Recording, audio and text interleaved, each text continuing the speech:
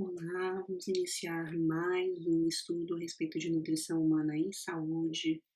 Vamos aqui, falar sobre a avaliação do estado nutricional. Vamos falar dos determinantes do estado nutricional, né? Existem os determinantes sociais e, consequentemente, econômicos. Existem determinantes culturais. Esses determinantes culturais têm a ver com os padrões culturais alimentares, alguns mitos.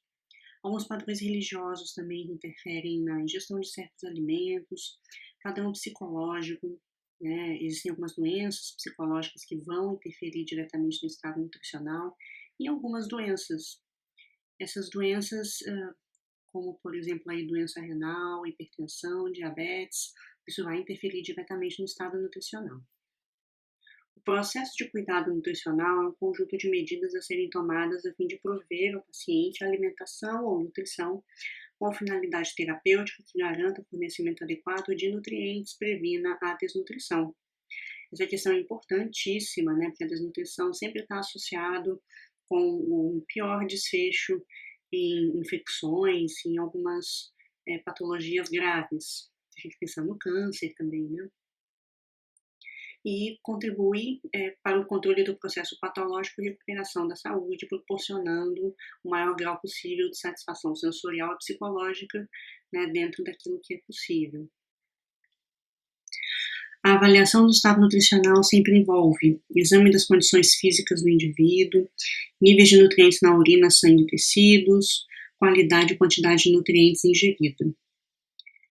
Quando nós falamos aqui do exame das condições físicas do indivíduo, a gente leva em consideração o crescimento e desenvolvimento, no caso de crianças e adolescentes, comportamento alimentar, alguns comportamentos alimentares de risco, como parar de comer, fazer jejum prolongado. E esse processo de cuidado nutricional, ele está dividido em 4 etapas. Nós temos o diagnóstico nutricional, planejamento das intervenções, implementação das intervenções e avaliação dos resultados. Então, a gente está aqui na primeira etapa, no diagnóstico nutricional. Só lembrando que para planejar intervenções, a gente precisa entender quais são os requerimentos que a pessoa precisa alcançar, quais são as limitações alimentares que são impostas por uma determinada doença. A gente implementa a intervenção e sempre reavalia essa pessoa. Essa avaliação aqui dos resultados envolve obrigatoriamente um novo diagnóstico nutricional, uma nova anamnese nutricional, tá? Então, para a anamnese, a gente precisa da avaliação antropométrica, avaliação alimentar, bioquímica, clínica e histórico clínico, né? E a partir de todas essas variáveis, de todas essas avaliações, teremos um diagnóstico nutricional. Então, existem 2 formas de fazer avaliação. Existem avaliações objetivas e subjetivas. Eu vou começar falando das avaliações objetivas. Então, eu vou começar pela antropométrica, depois eu vou falar rapidamente sobre a avaliação alimentar, sobre a avaliação bioquímica, e avaliação clínica e histórico clínico. Eu vou me ater principalmente a esses 3 aqui, já que a avaliação clínica envolve obrigatoriamente a participação do médico, da enfermeira, fisioterapeutas e demais profissões para fazer uma avaliação do estado clínico do paciente.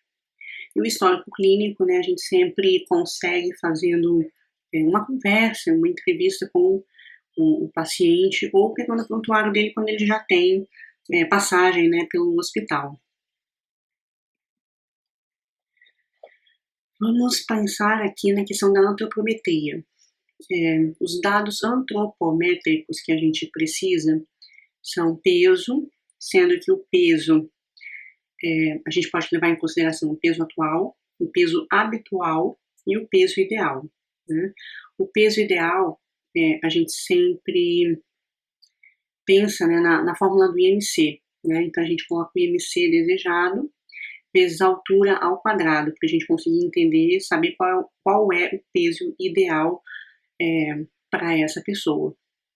E a gente faz um cálculo também de porcentagem de perda de peso.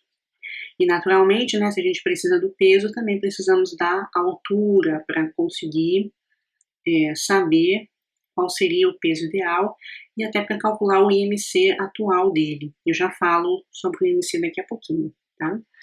Mas algumas doenças onde existe retenção hídrica, a gente não consegue utilizar o peso. Em algumas doenças crônicas, hepáticas e renais, o peso fica bastante comprometido. Então, a gente precisa utilizar outras formas de avaliação nutricional. A avaliação do peso em relação ao habitual é um dos índices mais importantes. Então, o peso habitual representa a normalidade do paciente e o peso atual representa o efeito da doença.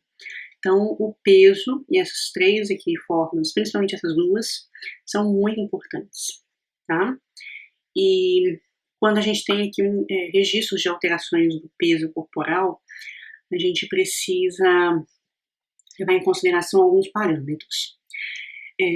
É preocupante quando o paciente tem perda significativa de peso, mais do que 5% em um mês ou 10% em 6 meses. Quando tem redução de 20% do peso usual em menos de 6 meses, porque aí a gente já observa alterações funcionais. Existe também uma preocupação com relação à influência do tempo de internação e de recuperação. Em geral, o paciente internado durante muito tempo acaba perdendo peso. Isso aqui é um grande problema, a desnutrição hospitalar, porque com certeza pode levar a um pior desfecho. No peso habitual, né, quando a gente pergunta para a pessoa, né, a respeito do peso habitual dela, a gente tem que considerar, né, e observar se ela tem edema e obesidade. Esses dois parâmetros aqui precisam ser levados em consideração ao avaliar o peso habitual. Se o peso habitual dela já é em estado de obesidade, então a gente não deveria levar tão a sério o habitual, né, e sim pensar num peso ideal para ela. E se ela já tem edema, esse peso habitual também pode ser uma variável comprometida. E em pacientes neurológicos, o peso talvez não seja uma boa medida. Tá? Pacientes neurológicos aqui, eles vão ter uma perda de peso significativa, que também tem relação com a alteração funcional observada. Então, como é que se calcula a porcentagem de perda de peso? É o peso usual menos o peso atual dividido pelo usual. Tá? Vezes 100 para expressar isso aqui em porcentagem. Então, quando a gente tem uma perda significativa de peso, em uma semana de 1 a 2% do peso, em um mês 5%, em 3 meses 7,5%, em 6 meses 10%. Perda de peso grave, mais do que 2% em uma semana, mais do que 5% em um mês, mais do que 7,5% em 3 meses e mais do que 10% em 6 meses. Uma coisa que sempre observamos também é com relação à amputação de membros, né? O peso habitual de uma pessoa pode levar em consideração partes do corpo que ela pode ter perdido por alguma eventualidade, algum acidente. Então, a gente tem essa figura que expressa o que cada parte, cada segmento do corpo representa em relação ao peso total. Então, se o peso habitual dela digamos assim, sem nenhum tipo de amputação ou problema, quando você vai perguntar para ela se ela teve alguma amputação, você precisa descontar essas porcentagens aqui, né? Se ela perdeu o pé, você desconta 1,5% do peso habitual dela, se ela perdeu um braço, você desconta 5% do peso habitual dela e assim por diante, tá? Então, isso aqui precisa ser levado em consideração nas avaliações. O IMC, né? Eu disse que eu ia falar mais para frente a respeito do IMC, e tá aqui esse índice tão utilizado, né? Então, temos aqui o peso em quilogramas dividido pela altura ao quadrado, peso em quilos e altura em metros. Então, quando a gente tem um IMC menor que 16, indica desnutrição grau 3, entre 16 e 16,9, magreza grau 2, ou desnutrição grau 2, 17 e 18,4, desnutrição grau 1, entre 18,5 e 24,9, eutrofia, entre 25 e 29,9, sobrepeso, entre 30 e 34,9, obesidade grau 1, entre 35 e 39,9, obesidade grau 2, e maior ou igual a 40 de IMC já é obesidade mórbida, então, obesidade grau 1. Para avaliação do estado nutricional, nós também podemos utilizar outras variáveis, tá? E para essas outras variáveis, além do peso e da altura, que essencialmente foi o que eu mencionei até aqui, que são os dois mais fáceis de mensurar, nós também podemos fazer as dobras cutâneas, nós também podemos fazer a circunferência abdominal.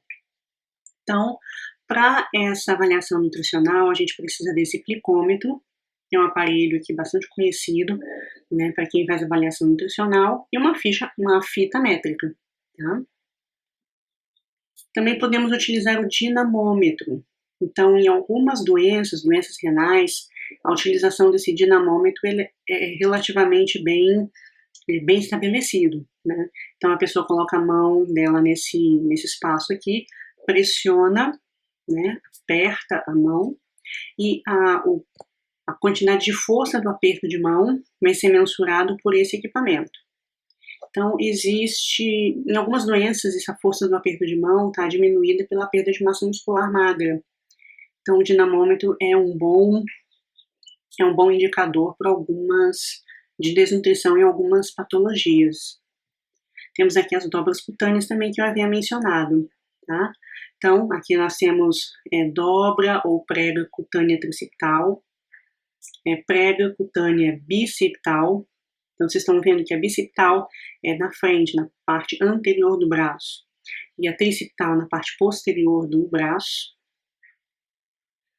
Aqui temos a prega cutânea subescapular e aqui a suprailíaca, que são muito, muito usadas na prática clínica.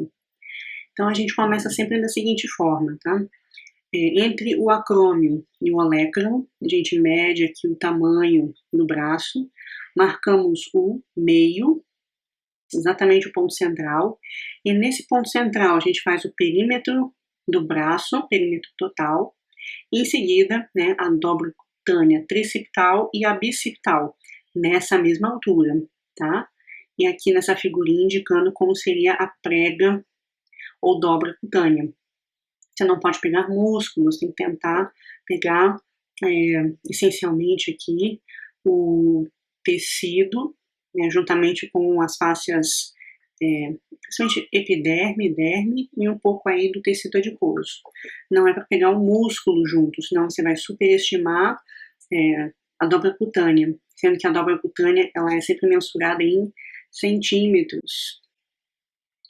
Temos duas circunferências também muito importantes, que é a circunferência do quadril, que é feito no maior perímetro da região do quadril, e circunferência da cintura, que é feito na região ali, na altura do umbigo, tá? E a gente tem algumas relações, alguns parâmetros para isso também. Circunferência da cintura, né, tem relação com complicações cardiometabólicas. Então, para homem, a gente tem um risco elevado quando a circunferência da cintura está acima de 94 centímetros e muito elevado quando está acima de 102 centímetros. Mulheres têm um risco elevado de complicações cardiometabólicas quando a circunferência da cintura está acima de 80 centímetros e muito elevado quando está acima de 88 centímetros. E quando a gente faz a relação cintura-quadril, ou seja, você pega a circunferência da cintura e divide pela circunferência do quadril, existe relação com complicações cardiometabólicas em homens quando essa relação está acima de 1 e em mulheres quando essa relação está acima de 0,85. Então, são dois parâmetros muito utilizados, tá? Existe também essa questão aqui da adequação ao peso, né? Adequação ao peso ideal, né? Então, a gente faz um cálculo matemático para saber se nós estamos abaixo do peso esperado, se a gente tem uma redução de 70% em relação ao peso esperado. Não. A adequação do peso quando comparado ao peso corporal ideal. Quando está aqui no ponto, né, de 90% a 110%, a gente está eutrófico com relação à adequação, né, do peso em relação ao ideal, e quando está superior aqui a 120, por exemplo, temos obesidade. Esse não é um índice muito utilizado não, tá? Com relação aos parâmetros bioquímicos, aqui eu vou me ater aos parâmetros sanguíneos, que em geral nós utilizamos para fazer aqui uma verificação do estado nutricional. Nessa tabelinha eu tenho aqui a albumina e pré-albumina. A albumina está normal acima de 3,5 gramas por decilitro, depressão leve entre 3 e 3,5, depressão moderada entre 2,4 e 2,9 e depressão grave de menos que 2,4. A vida média dela é de 18 a 20 dias, então significa que o intervalo para repetir a dosagem é de no mínimo 20 dias. Ele não se torna, portanto, um parâmetro muito sensível a mudanças rápidas no estado nutricional. Se a pessoa desnutre em pouquíssimo tempo, a dosagem de albumina não vai indicar isso, tá? Além do que, ela está naturalmente reduzida nas doenças hepáticas e na presença de inflamação e infecção. Já a pré-albumina, ela tem uma vida média de 2 a 3 dias. E essa vida média curta torna esse índice muito sensível para a identificação de restrição proteica energética. Então, se a pessoa desnutre em pouco tempo, esse aqui é o parâmetro importante, tá? Quais são os valores normais? 20 miligramas por decilitro, depressão leve entre 10 e 15 miligramas por decilitro e depressão moderada de 5 a 10 miligramas por decilitro. Depressão grave menor que 5 miligramas por decilitro. Ela está elevada na insuficiência renal, naturalmente, e reduzida na insuficiência hepática, na presença de inflamação e infecção, e também aqui pela influência de tiroxina, do hormônio da tireoide. A transferrina, temos aqui os parâmetros, né, de depressão leve entre 150 e 200 miligramas por decilitro, depressão moderada de 100 a 150 e depressão grave quando o valor de transferrina no sangue está abaixo de 100 miligramas por decilitro. Sua vida média é de 7 a 8 dias, então a gente pode pedir dosagem de transferrina semanalmente para o paciente, caso exista necessidade. Mas a gente precisa lembrar de algumas coisas. Ela está aumentada na carência de ferro, gravidez, hepatites agudas e sangramentos crônicos, reduzir em anemias, doenças hepáticas crônicas, neoplasias, na sobrecarga de ferro, na presença de inflamação e infecção. A proteína transportadora de retinol, que é menos comumente utilizada, ela tem aqui um parâmetro de 3 a 5 miligramas por decilitro e ela tem uma vida média de 10 a 12 horas. Então aqui ela é pouco utilizada justamente por essa meia-vida muito curta. Mas ela é um índice bastante sensível também para a identificação de restrição proteica energética em dias, né, em poucos dias. Então, ela está elevada, essa aqui é a limitação, né, da utilização, ela vai estar naturalmente elevada aí na insuficiência renal e reduzida nas doenças hepáticas, na carência de vitamina A e zinco e também na presença de inflamação e infecção. Então, perceberam, na presença de inflamação e infecção, a gente tem poucos parâmetros sanguíneos para conseguir fazer uma boa avaliação nutricional. Então, a gente tem aqui um outro parâmetro bioquímico rápido, algumas coisas que nos indicam desnutrição quando o paciente apresenta albumina sérica menor que 3,5 gramas por cento e contagem total de linfócitos menor que 1.500 linfócitos por milímetro cúbico. Esses parâmetros aqui são utilizados e toda vez que nos exames aparecem essas duas indicações, a gente começa a desconfiar de uma desnutrição. Ou seja, esse paciente precisa ser seguido com mais atenção. Temos também o índice de risco nutricional e esse NRI, a gente calcula ele utilizando essa fórmula aqui, ó.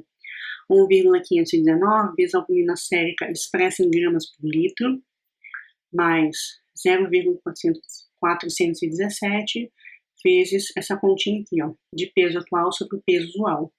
Esse vezes 100 é só para expressar esse valor em porcentagem, tá? Então, o NRI normal acima de 100, em risco nutricional